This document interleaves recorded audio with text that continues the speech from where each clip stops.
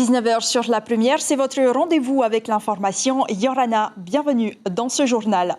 La tension est montée d'un cran du côté de Tatakoto où le maire vient de décider d'interdire l'achat de produits alimentaires sur les goélettes.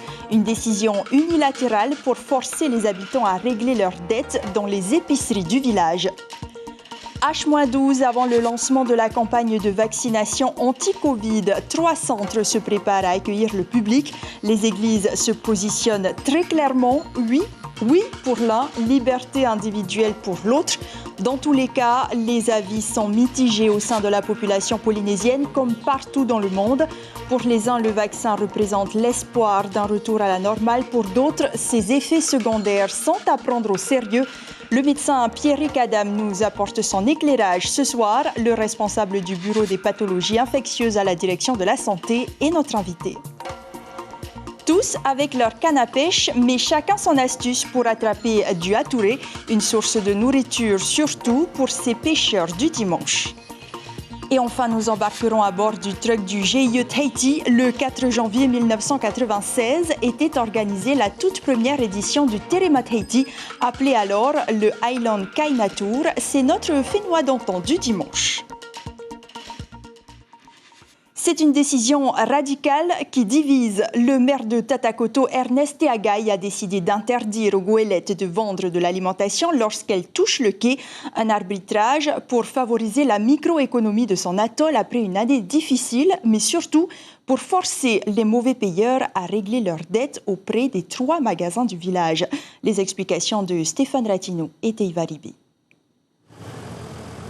Le ventre des 2 goélettes ne s'ouvrira plus pendant 6 mois aux consommateurs de Tatakoto.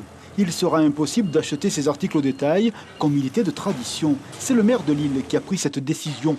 Décision économique pour que l'argent des Iliens profite à l'économie locale. Décision psychologique, forcer les mauvais payeurs à régler leurs dettes aux commerces locaux pour qu'ils ne ferment pas. Je n'ai pas interdit, mais je vais voir comment ça s'appelle. L'avancement que les magasins, comment eux, ils vont fournir la population pendant 6 mois ou 1 an. Sur place, certains habitants s'interrogent, voire s'agacent. Cette liberté du commerce est un acquis. Sa remise en cause perturbe les pratiques d'achat. Des désaccords sur la place publique se font jour. Il n'a qu'à comprendre à certains habitants qui ne payent pas leurs dettes et non pas toute la population quand même. Ça ne nous regarde pas. Pour nous qui n'avons pas de dette, en ce qui me concerne, il n'a qu'à porter plainte sur ces personnes qui ne payent pas et ils sont prompts à ces personnes et non pas que prendre la population en otage, toute la population. Les armateurs jouent la carte de l'attente. Leur souhait est simple, que la population se mette d'accord afin de régler cette question. Je peux bien comprendre, mais nous, si on peut aider, on va aider, mais maintenant, c'est peut-être à lui de faire peut-être un effort ou peut-être de demander aux gens de verser peut-être petit à petit. Alors là, ça je pense que c'est le problème des 3 magasins. Chaque année, les habitants de Tatakoto dépenseraient 3 millions de francs lors des ventes à quai. Au plan social, après 21 jours de grève, un accord de fin de conflit a été trouvé entre le syndicat O'Ouit Werima et la direction de la supérette Marina Express à Punaouia, ont annoncé nos confrères. 17 employés avaient cessé l'activité depuis le 23 décembre. Ils reprennent du service demain. Mais parmi les 34 points de revendication, il y en a un sur lequel la direction n'a pas cédé. Il s'agit de la suppression des 20 jours de carence arrêt maladie pour l'obtention de la prime du 13e mois. Par ailleurs, la grève se poursuit toujours à la société Oceania et cela depuis le 15 décembre dernier. La pandémie ne cesse de mettre les religions à l'épreuve. C'est aujourd'hui aux questions soulevées par la vaccination anti-Covid que doivent répondre les responsables religieux. Leur position étant très suivie par les fidèles, elles ont forcément un rôle dans la prise de décision. Lucille Guichet-Tirao, Mirko Vanfo. Avant la messe ce matin, les fidèles catholiques ont déjà un avis sur la question de la vaccination et il est partagé. Et les savants, ils ne travaillent pas pour rien. Et puis, c'est bien. Moi, je pense que c'est bien. Et mon mari, il attend. Bien que j'ai déjà 75 ans, mais je préfère attendre quand même. Parce que celui-là, c'est celui de Pfizer, je crois. Je préfère attendre un qui vient de l'Institut Pasteur. Je suis prête même à payer pour le faire. Pas d'arguments religieux, mais des avis qui comptent au sein de la communauté. Pour Monseigneur Cotenceau, c'est avant tout une question d'altruisme. La question de la vaccination ne se pose pas simplement en termes de protection de ma santé, mais aussi de lutte pour protéger la santé des autres. C'est pour ça que l'Église encourage fortement à la vaccination, parce que c'est un enjeu de santé publique. La religion protestante compte environ 38% de la population. Et ce matin, avant le culte, les fidèles de Papeete sont plutôt réservés sur la question de la vaccination. Moi, je ne suis pas pour. Et puis, pour se faire vacciner non plus. Et puis, moi, je suis déjà assez protégée par Dieu, quoi. On vient tout juste de l'avoir et après le fait de l'injecter tout de suite, j'y crois pas encore. Peut-être qu'avec le résultat des premiers vaccinés, peut-être que par la suite, je changerai d'avis. Le président de l'église protestante maori insiste sur la liberté individuelle, mais se dit méfiant. Je crois que ça a été trop vite. Trop vite. Et puis, les informations qu'on a reçues des docteurs qui nous côtoient, il y a quand même des choses où on a besoin beaucoup d'informations au niveau du contenu de ce vaccin. Ce n'est pas obligatoire. Alors, on laisse la liberté à chacun de se faire vacciner. La campagne de vaccination doit débuter demain pour les personnes âgées et vulnérables. Elle est gratuite et pas obligatoire. À ce jour, plus de 39 millions de personnes dans le monde ont reçu au moins une dose de vaccin.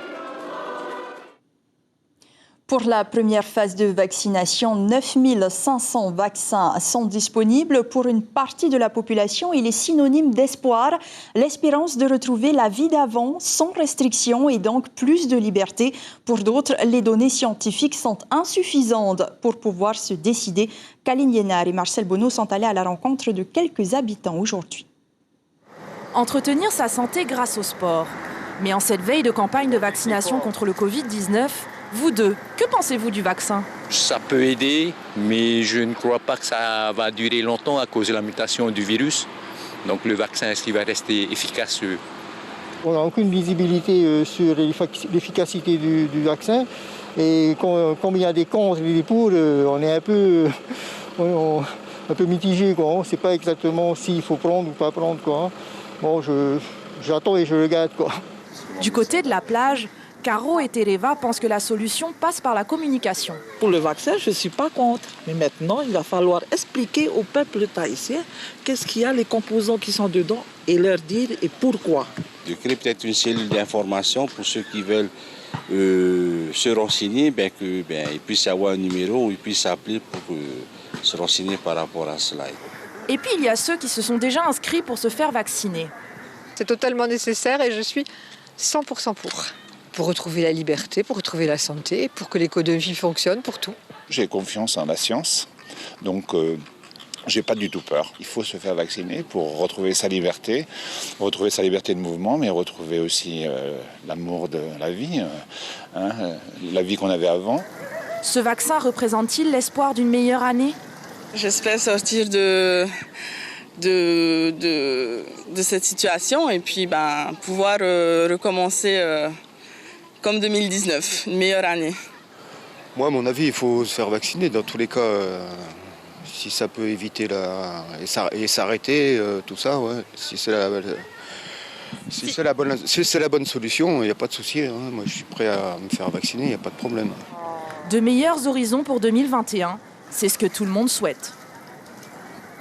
Et nous accueillons notre invité, le docteur Pierrick Adam. Merci d'être avec nous, Yorana. Merci à vous, Yorana. Alors d'abord, il faut le rappeler, la composition du vaccin Pfizer-BioNTech est disponible et facilement consultable sur Internet. On l'a entendu dans nos reportages, les avis sont mitigés. Ils ont le droit, puisque le vaccin n'est pas obligatoire. Les églises aujourd'hui s'invitent, elles aussi, dans le débat avec l'impact que cela peut avoir. Quel est votre regard de scientifique sur les directives des dirigeants des églises ? Bien justement, un regard scientifique, c'est-à-dire qu'il faut suivre ses leaders religieux pour tout ce qui est de la foi et pour tout ce qui est de la science, il faut suivre les scientifiques. Mais ils et ne les sont pas experts. scientifiques, eux. Ils ne sont pas scientifiques, effectivement. Et nous représentons la science et la médecine. Et donc les vaccins, c'est une expertise qui est de notre domaine et il faut nous faire confiance. Alors, comme partout ailleurs, le vaccin ne fait pas l'unanimité aussi, faute de recul. Que répondez-vous à ceux à qui la vaccination fait peur et qui ne se feront pas vacciner ? Alors, elle ne doit pas faire peur. Ce qui doit faire peur avant tout, ce sont les maladies qu'elle empêche de contracter. C'est ces maladies-là qui font peur, plus que la vaccination. Et puis, le vaccin est arrivé rapidement, c'est vrai, mais aucune donnée de sécurité n'a été bâclée dans le processus. C'est vraiment ça qui est important à savoir, c'est-à-dire que quand on met un vaccin sur le marché, il est d'une sécurité qui a été vérifiée par des experts et il est efficace. Et donc là, c'est là que les gens doivent comprendre qu'effectivement, il faut commencer à se vacciner dès maintenant, que effectivement, comme tout médicament, il y a des effets secondaires, mais ils sont minimes et ils sont très connus de la vaccination. Vous pouvez les consulter d'ailleurs et toutes les questions de vaccination sur le site de la Direction de la Santé, où il y a des questions-réponses accessibles justement pour enlever toutes les craintes et puis les inquiétudes. Les personnes de plus de 75 ans sont prioritaires. Comment être rassuré quand en Norvège, par exemple, 13 personnes sont décédées selon l'Agence norvégienne du médicament sur près de 33 000 vaccinés? C'est peut-être peu, me diriez-vous, mais toutes avaient plus de 80 ans et une santé fragile. Alors oui, effectivement, il y a la vaccination qui commence et c'est sur des personnes qui sont déjà très fragiles. Mais le lien entre avoir été vacciné et puis avoir eu une maladie derrière ou être décédé reste tout à établir en fait. C'est-à-dire que les gens, qu'il y ait eu le vaccin ou non, que la campagne ou non ait commencé, malheureusement continuent à mourir de jour en jour. Et donc effectivement, on fait très attention à cela avec le vaccin. On suit le vaccin à la trace pour justement prouver que tous ces décès sont coïncidentiels. Alors, par exemple, est-ce que vous pouvez être plus précis, c'est-à-dire que demain, des personnes âgées de 75 ans vont venir se faire vacciner.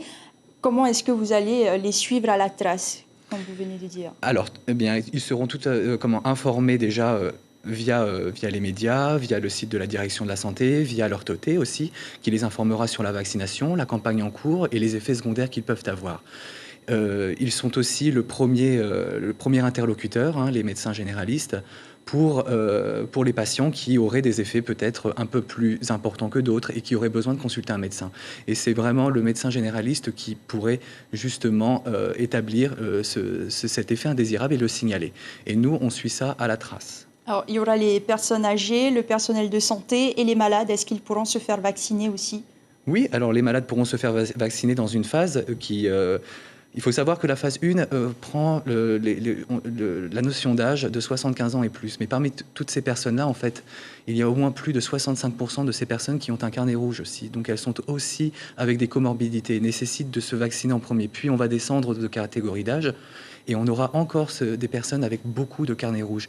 En prenant juste la notion d'âge dans notre stratégie, en fait, on prend aussi énormément de personnes avec des comorbidités. Ces gens qui sont aussi prioritaires. Il faut juste attendre. Voilà, dès que votre tour viendra, en fait, le mot c'est vaccinez-vous dès que c'est votre tour. Et les vaccins, d'autres vaccins arriveront de toute façon. Merci beaucoup, Pierrick Adam, d'avoir accepté d'éclairer les téléspectateurs de Polynésie la Première. Vous aurez l'occasion d'en reparler demain matin, puisque vous serez l'invité de la matinale radio avec Ibrahim Ahmed Aziz. Merci beaucoup. Merci à toi. Et en radio, toujours à 17h10, Belinda Toumatariri et ses invités s'intéressent aussi à ce sujet dans l'émission Hanavevo. Vos questions sont attendues au 40 86 16 00. Les jeunes sportifs s'impatientent. Les fins de semaine se suivent et se ressemblent. Pas de match ni de combat. Nous avons rencontré les jeunes licenciés du club taekwondo de l'AS Stéphana qui s'entraînent sans objectif. Stéphane Ratino et Marcel Bonneau. À quoi pensent les jeunes sportifs quand arrivent les fins de semaine? Au monde d'hier, où le week-end était compétition. Aujourd'hui, trop de dimanches perdus. Oui, ces jeunes adolescents, promesses du taekwondo local, espèrent le retour des habitudes. En se serrant la ceinture, ils attendent un chaos du virus. Pour l'instant, les efforts répétés en entraînement se trouvent dans un désert, aucune boussole. C'est compliqué aussi de ne plus avoir le niveau des autres compétiteurs des autres clubs. Après, en même temps, de combattre toujours avec ses copains, c'est lassant aussi des fois. C'est ennuyant. Et c'est lassant de combattre avec les mêmes. Depuis combien de temps tu n'as pas combattu? Un an. Un temps de latence alors que les jambes fourmillent d'idées. Pour les parents, le week-end a aussi perdu de son intensité. Auparavant, c'était énergie à revendre. Maintenant, le dimanche, ce sont des points de suspension. Et le week-end, il manque quelque chose alors? Voilà, c'est ça. Le week-end, oui, c'est vrai. Malgré qu'il y a cette crise-là, on ne peut pas faire autrement, quoi. Et toi, en tant que maman aussi, ça te fait de la peine de ne pas les voir combattre? Oui, c'est vrai. Oui. Un peu quand même. Parce qu'il y a les gens m'en veulent, quoi. Tu vois tout le monde, tu vois chaque club qui vient de participer aux compétitions. Et là, tu vois plus personne. Et voilà. Mais qu'on se le dise, ces jeunes talents ne manqueront pas de force de frappe à l'heure de la reprise. Une reprise qui se fera au plus tôt en février ou au plus tard en mars, selon l'évolution de la situation sanitaire, bien sûr. En attendant, d'autres ne sont pas privés de sport de compétition, alors ils s'équipent pour mieux concourir. Ar-Ayatea, le club de Va'a de Apoiti, se dote d'une nouvelle embarcation. Elle a coûté 1 million de francs, financée sur fonds propres et construite par son président de club, Anthony Maquet, et des membres bénévoles. C'est la première pirogue du club qu'il utilisera pour les futures compétitions organisées en Polynésie et sur l'île, mais pas seulement. Anthony Maquet nous en dit plus au micro de Julien Vescovali. C'est plus pour la participation aux courses locales, ici sur Ayatea, et ensuite de mettre en place ce que j'ai dit, un projet culturel qui consiste à faire le tour de Ayatea en V6 en toute autonomie. Voilà, donc Ma'ahotu et tout, sans forcément apporter des boîtes de conserve et tout. Voilà. Local, bio, voilà. Natura. Poissons, des fruits, des légumes. Et on part sur faire le tour de Ayatea sur 4 jours. Escale chez nos voisins calédoniens pour notre rubrique du week-end. À Tiga, une île située à 30 km du Caillou, la fête de la pastèque s'est achevée ce dimanche. L'occasion pour les habitants de confectionner des plats avec les produits vedettes de l'île, comme la viande de biquette. Le reportage de nos confrères de Calédonie la Première. Pendant que certains prennent le petit déjeuner, en cuisine, d'autres préparent les plats qui seront à la carte. C'est biquette vapeur et ragoût de biquette.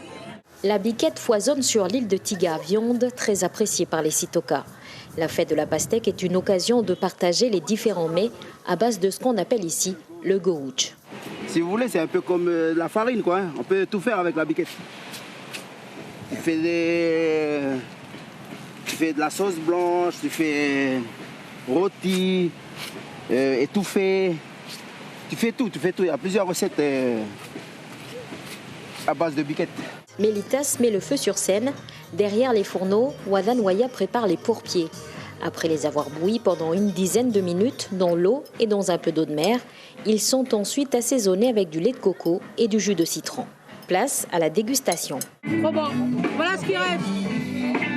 Voilà ce qui reste. Il y en a encore là à côté. L'isolement de cette petite île favorise aussi la créativité culinaire des Sitoka pour le plus grand plaisir de nos papilles. Retour au pays pour parler d'un de nos poissons de saison. Le hatouré ou chinchard est de retour dans nos eaux depuis le mois de novembre. Depuis, les cannes à pêche s'alignent le long de la baie de Taoné. Les pêcheurs n'ont qu'un seul but, attraper quelques prises qui termineront dans la poêle pour le dîner. Inacio Raveino, Marcel Bonneau. Ce n'est pas la canne à pêche qui fait le pêcheur, Thierry le sait bien. Mais étant l'un des derniers à être arrivé à Taoné, ce pêcheur occasionnel n'hésite pas à se renseigner. Une pêche aux astuces qui s'est avérée fructueuse, comme celle du flotteur lesté. Pour lancer loin, on remplit de sable les bulles d'eau. Vraiment, c'est que de l'eau. Et là, on remplit de sable. C'est la particularité du Taoné. Résultat de cette particularité, un lancer plus souple afin d'éviter de casser sa ligne. Un geste que seuls les jeunes pêcheurs plus impulsifs n'appliquent pas. C'est un bon coin, matin et soir. Qu'est-ce qui fait que c'est un bon coin? Ah, ça, j'en sais rien. Moi, je suis nouveau aussi ici. Mais bon, je découvre qu'il y a pas mal de poissons ici. Mané, à lui, fait partie des anciens du coin. En pêcheur expérimenté, il scrute l'horizon, mais pas que. Il surveille aussi les lignes de ses pairs afin de sortir sa canne au bon moment. Voilà, j'ai en tête de regarder aussi les collègues. Les collègues, en attendant que ça monte encore. Hein. Comme c'est le collègue qui vient là, ça commence encore à monter le poisson. Le poisson, le voici, c'est vrai. Ce n'est pas la panacée. D'ailleurs, les pêcheurs présents ne misent pas sur la quantité ni la qualité. Ici, l'idée, c'est de passer un bon moment, mais cela ne les empêche pas d'être des observateurs avertis. Quand ils veulent se remonter à la surface, non, ils sont tapissés au fond à cause des prédateurs, tout ça. Des connaissances qui seront transmises à la génération future, celle qui apprend par l'intermédiaire d'écrans et pour qui une simple partie de pêche s'apparente à une aventure fantastique dans laquelle ils peuvent toucher du doigt un aspect de leur culture, en somme, un retour à la terre nourricière. Il est temps de faire un grand saut dans le passé pour se remémorer ces instants qu'on ne voit plus. Il y a 25 ans, le GIE Tahiti a organisé son premier tour de l'île en truck pour remettre au goût du jour le Terema Tahiti, baptisé à l'époque le Kaina Island Tour. Il attirait surtout les touristes pour une promenade en musique. Reportage signé Christophe Tebuta et Mirko Vanfo.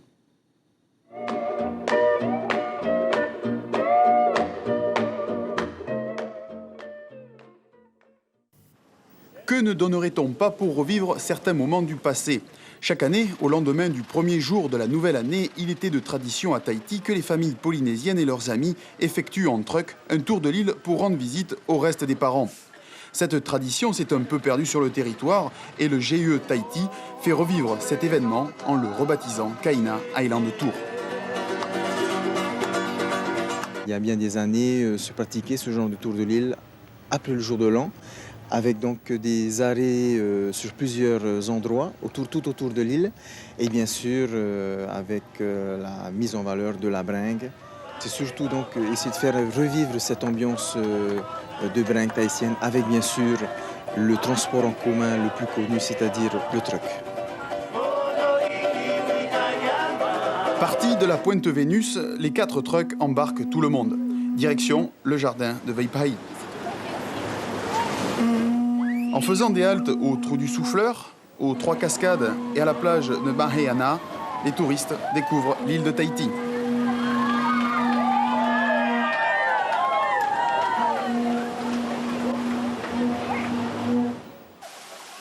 Le trajet dure plus de 3 heures et les musiciens se font plaisir.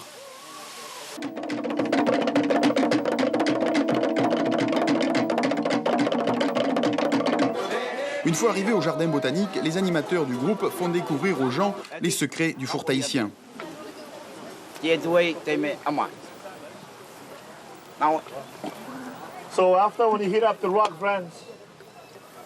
13h15, ouverture du four et dégustation du Ma'a Tahiti.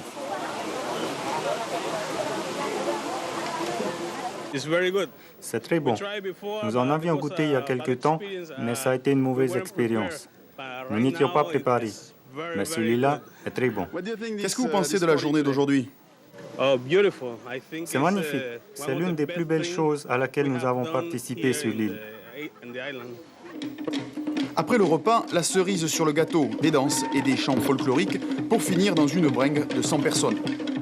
Pour bien commencer l'année, le GIE Tahiti Manava a fait tout ce qu'il fallait et cette première édition du Tour de l'île Kaina s'est révélée être un gros succès et d'après les organisateurs, le cru 1999 sera encore meilleur.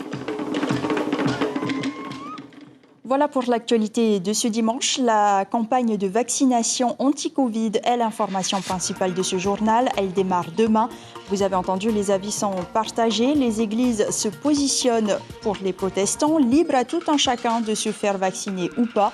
Les catholiques encouragent leurs fidèles à se faire vacciner.